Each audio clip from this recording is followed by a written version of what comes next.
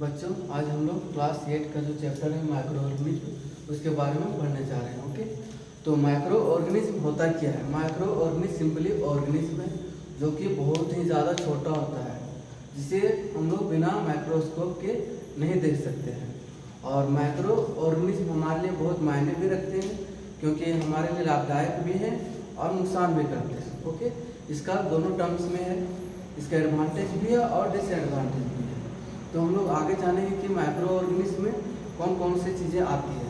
तो micro organism में virus आते हैं, बैक्टीरिया आते हैं, प्रोटोजोआ आते हैं, एल्गी आती है और फंगी आती है। ओके, ये सारी चीज़ें हम लोग माइक्रो ऑर्गेनिज्म के ग्रुप में पढ़ेंगे। ओके, तो मेनली आज हम लोग पढ़ने जा रहे हैं दो चीज़ों के बारे में, जो कि है फर्स्ट हम लोग का बैक्टीरिया है और सेकेंड वायरस।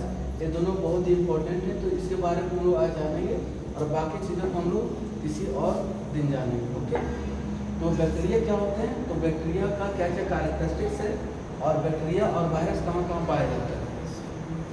बैक्टीरिया और वायरस जनरली इंसानों के शरीर में पाया जाता है और एनिमल के शरीर में पाया जाता है, क्योंकि इसको पनपने के लिए, इसको जिंदा रहने के लिए, इसको सर्वाइव करने के लिए वायरस को खाना कहाँ से मिलता है? होस्ट से मिलता है, यानी कि किसी के शरीर से ही मिलता है। किसी के शरीर के प्रोटीन से ही अपना क्या करते हैं, अपना भोजन लेते हैं। जबकि बैक्टीरिया कहीं भी जिंदा रह सकते हैं, वो कहीं भी हो सकते हैं, हवा में भी हो सकते हैं, पानी में भी हो सकते हैं, मिट्टी में भी हो सकते हैं और तो और हमारे शरीर में भी हो सकते हैं। अब बैक्टीरिया और वायरस में क्या क्या डिफरेंस है, इसके बारे में भी हम लोग थोड़ा सा जान लेते हैं।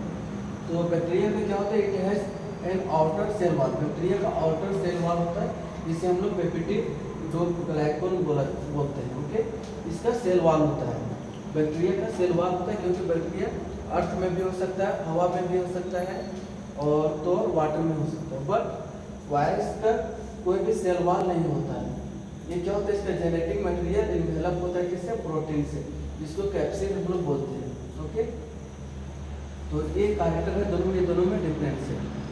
अब इसके साइज के बारे में बात करते हैं। अगर शेप और साइज के बारे में बात करेंगे तो बैक्टीरिया जनरली वायरस से बड़े होते हैं। Bacteria are larger in size. Okay, bacteria क्या होते हैं, बड़े होते हैं। 900 to 1000 नैनोमीटर इसका रेंज है।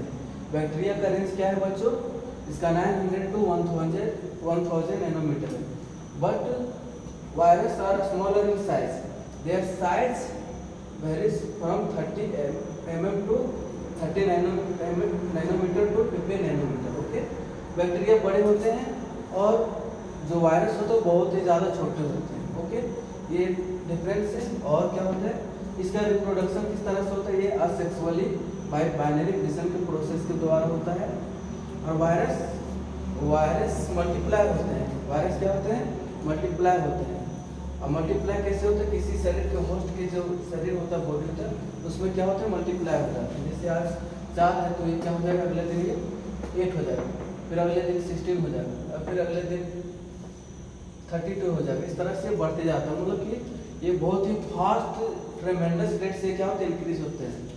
बट बैक्टीरिया क्या होता है, बैक्टीरिया रिप्रोडक्शन होता है। बैक्टीरिया का रिप्रोडक्शन होता है, ये ग्रोथ होता है, अपना फैमिली बढ़ाते जाते हैं।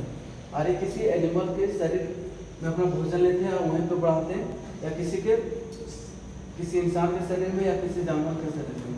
वायरस किसी इंसान के शरीर में पाया जाता है या एनिमल के शरीर में पाया जाता है। ओके, जबकि बैक्टीरिया कहीं भी पाया जा सकता है।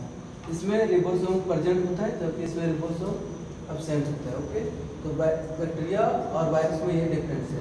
और एक ये डिफरेंस है, बैक्टीरिया मतलब कि धीरे धीरे बढ़ता है, जबकि जो वायरस होता है बहुत जल्दी अपना फैमिली को इंक्रीज कर देता है। और ये हमारे लिए बहुत ही खतरनाक होता है। बैक्टीरिया का हमारे लिए बेनिफिट भी है।